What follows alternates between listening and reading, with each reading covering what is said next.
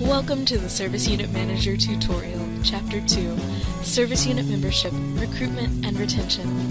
This session discusses the main goal of the service unit, recruiting and retaining girls, and how adult volunteers, through leadership, programming, and other support, help accomplish this goal. By the end of this session, you will be able to identify strategies for recruiting girls, identify strategies for retaining girls, identify tools for recruiting and managing adults, and identify resources to recognize girls and adult volunteers. Let's get started with our first learning objective. The Girl Scout mission is to build girls of courage, confidence, and character who make the world a better place. The main goal of the organization, and therefore each association and service unit, is a focus upon the girls. It is important to make sure you know your annual service unit goal for girl membership. If you do not know this number, contact your field director, who will assist you in reaching your goal. Keep in mind that many service units have troop organizers. Your main goal as a service unit manager in recruiting girls and troop leaders is to support these organizers. However, there are several things that you can do to help increase girl membership. Encourage all troops to remain open to new girls throughout the year. Establish an atmosphere of openness and inclusivity. This allows troops to grow in a grassroots way as girls in the troop talk to their friends about their Girl Scout experience. Offer opportunities for sharing at the service unit level. Service units can host Bring a Friend activities where Girl Scouts bring a non-Girl Scout friend in order to introduce her to Girl Scouting. You can also market through local community organizations. Strong girl retention is also important to helping meet membership goals. Talk with your field director to set a realistic goal for girl retention in your area. There are many opportunities that service units can leverage to assist with girl retention.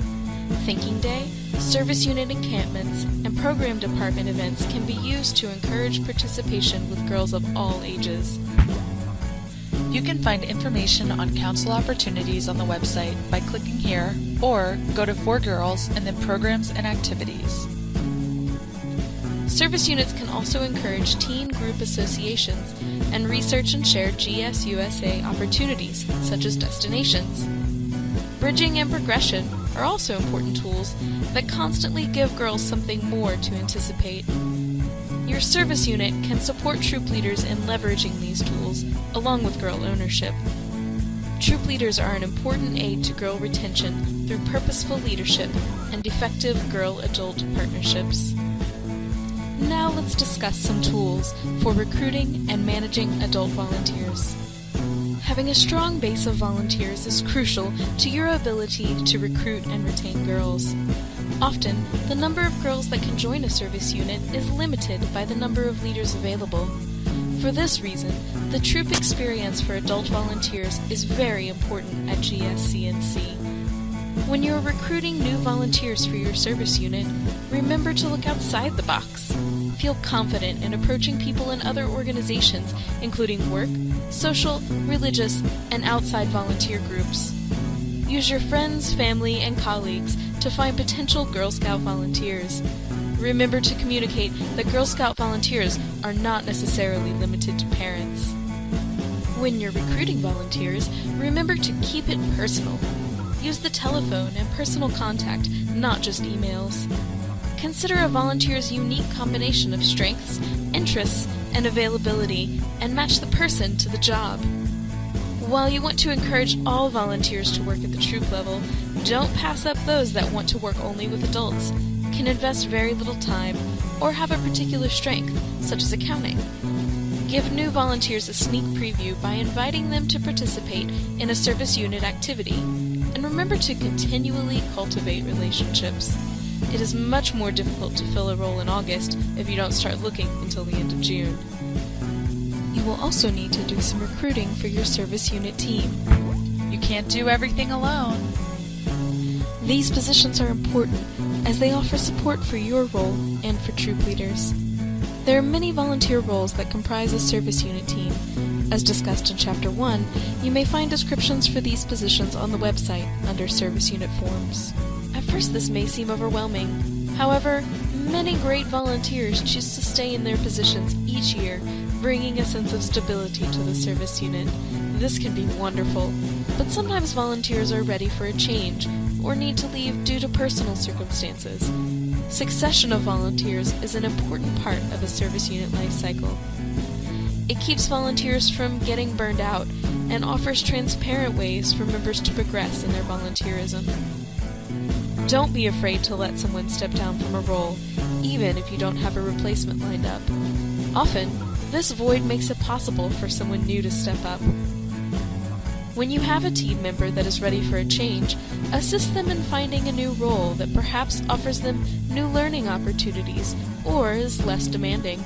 Succession is a great way to keep volunteers from feeling tired or stagnant. Succession sounds great, but where do I find existing volunteers that are willing to take on new roles? Use service unit team members in new team roles as they become available. Troop leaders, non-leaders, and retired volunteers are also a great source, as they are already familiar with the organization and obviously support the mission. Observe leaders during the year at service unit meetings, and be on the lookout at large events such as Blitzes and Leaderfest. When recruiting new volunteers, or approaching existing volunteers about a new position, remember to consider their strengths so you can make it personal. For example, mention their great organizational skills or enthusiasm.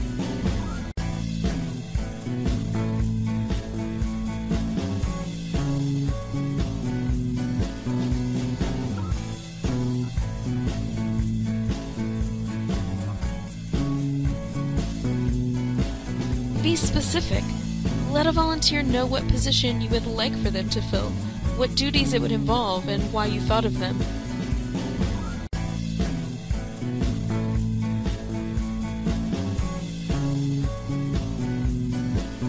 Also, remember to stress an experienced volunteer's importance and commitment. Let them know you appreciate what they have done for the organization.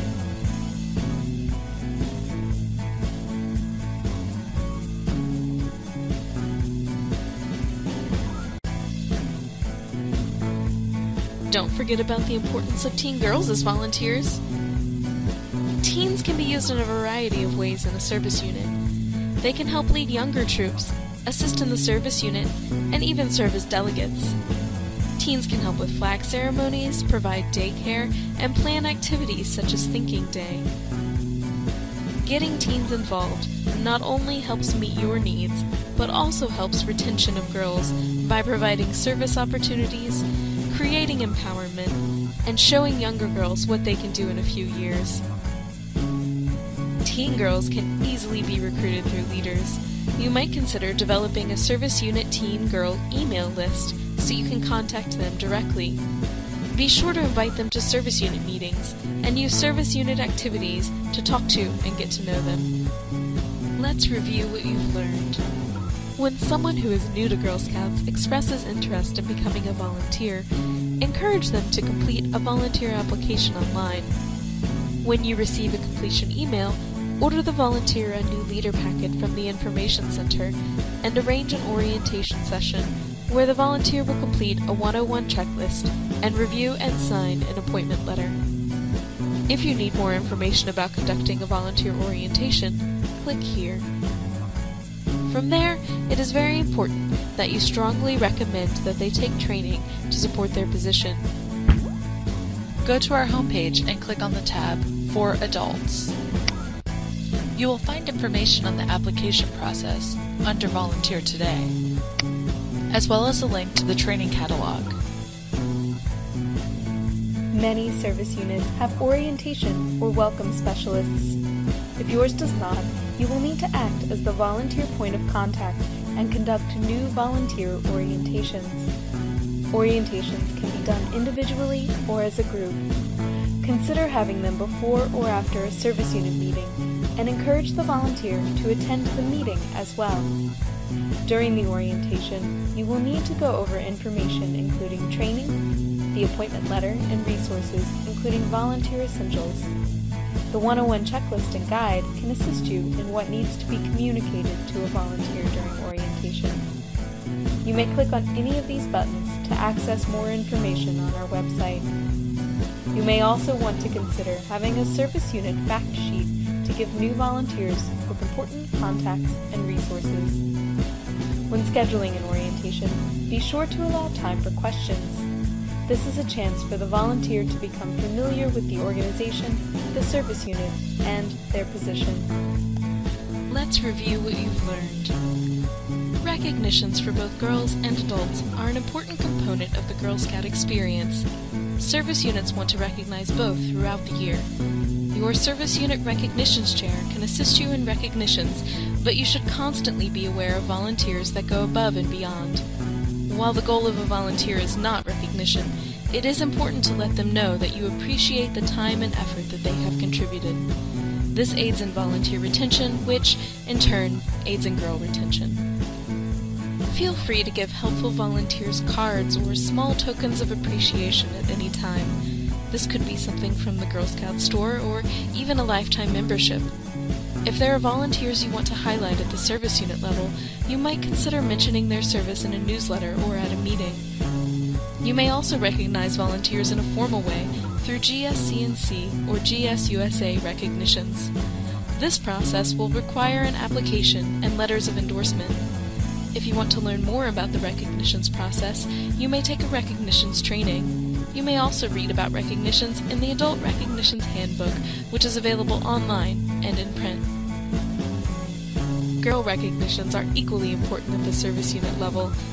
While girls earn badges and patches for activities, it is important to also recognize them at meetings and in newsletters. Also use your local press representative to highlight any outstanding achievements. Not only will these types of recognitions aid in retention, it also is encouraging for girls to know that their accomplishments are meaningful and recognized. Let's review what you've learned.